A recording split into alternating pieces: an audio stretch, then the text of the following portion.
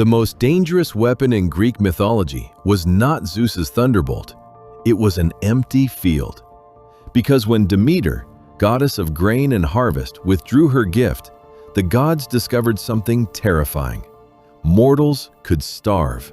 Altars could go silent. And Olympus itself could begin to lose power.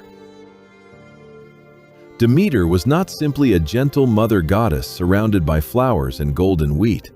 She was the divine force behind cultivated life, the grain that became bread, the field that became a city, the harvest that allowed families, temples, armies, and kings to exist.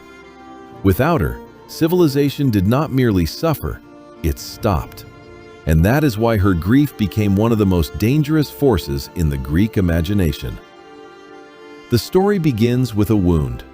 Demeter's daughter, Persephone, vanishes from the bright world above. Hades, lord of the underworld, has taken her below. But the deepest shock is not only that Persephone was seized, it is that Zeus allowed it. A decision has been made among gods, far from the mother who will have to bear its cost. Demeter does not learn the truth at once. She learns absence. She searches the earth with burning torches in her hands, refusing food, refusing comfort, moving from place to place like sorrow given divine shape. For 9 days she wanders.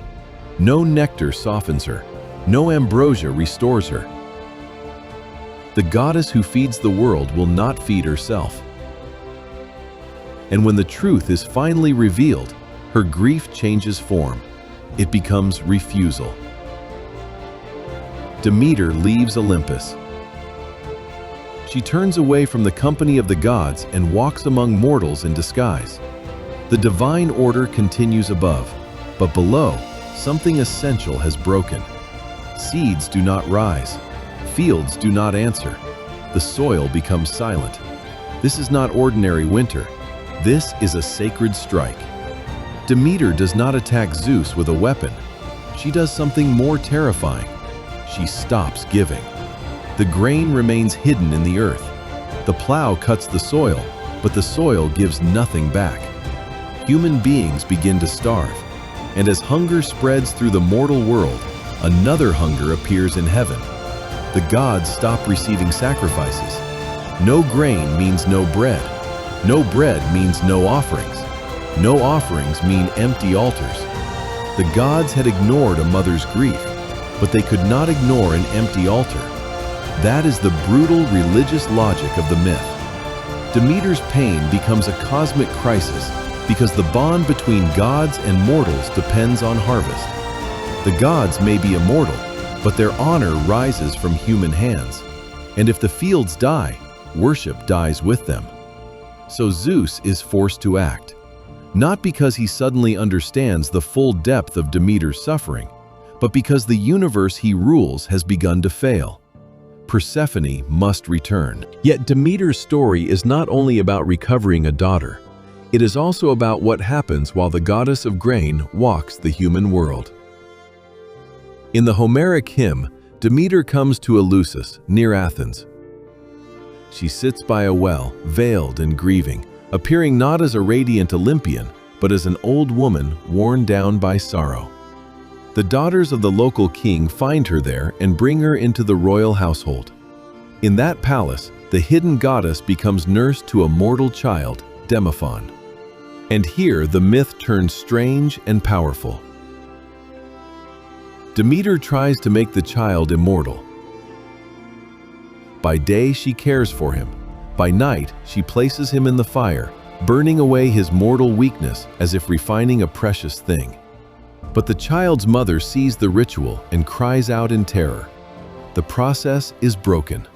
Demeter reveals herself in divine anger and majesty. The old woman is gone. In her place stands the goddess who can feed the world or starve it. She commands that a sanctuary be built for her at Eleusis. And there, according to the myth, she gives sacred rites to mortals. This is one of the most important layers of Demeter's story. Her grief does not end only in seasonal explanation. It becomes ritual. It becomes sacred knowledge. It becomes the foundation of the Eleusinian Mysteries, one of the most famous initiation cults of the ancient Greek world. The details of those rites were not meant to be spoken openly, but their emotional center is clear. Demeter had lost a daughter to the underworld. Persephone had returned, but not completely. And she had eaten the seeds of the underworld, and the underworld kept its claim. So every year, Persephone descends, and every year she rises. When she returns, Demeter's joy spills across the earth, and the fields wake into spring. When she goes below, the goddess grieves, and the world grows cold and silent. The Greeks watched it happen every single year. Winter was not weather, it was a mother's grief, repeating forever. In that painful rhythm of loss and return, the Greeks found a way to think about death, hope, and the possibility that darkness was not the final word. Demeter is therefore not only the goddess who withholds the harvest, she is also the goddess who teaches what the harvest means. In later traditions, she is connected with Triptolemus, the Eleusinian hero who carries the gift of agriculture across the world. Through him, Demeter becomes more than a grieving mother and more than a force of famine. She becomes the giver of cultivated life, the one who teaches mortals how to draw bread from the earth. That is the full power of her myth. Demeter can take the grain away, but she can also reveal it as a sacred art. And this is why the story is deeper than a simple myth of the seasons. The Greeks were not only explaining why plants grow and die, they were imagining the harvest as a relationship between mortals, gods, earth, memory, and loss. A field was never just a field. It was a place where divine favor became visible. Bread was never just food. It was civilization made edible. And Demeter was the reminder that this gift could not be treated as automatic. When she withheld the harvest, she revealed the hidden truth beneath every city and every temple. Human power stands on fragile ground. Kings command armies, gods command storms. But no one can command the earth as if it were a slave. The earth must answer. The harvest must return. The goddess must consent. So Demeter's myth is not only about a mother losing her daughter, it is about the terrifying dependency at the heart of civilization. Everything humans build begins with a seed, and every seed is a promise. The Greeks did not imagine that promise as a machine. They imagined it as a goddess who could mourn, a goddess who could refuse, a goddess who made even Olympus remember that without the harvest, there is no feast, no sacrifice, no city, no song. Only silence, only hunger, only the empty field.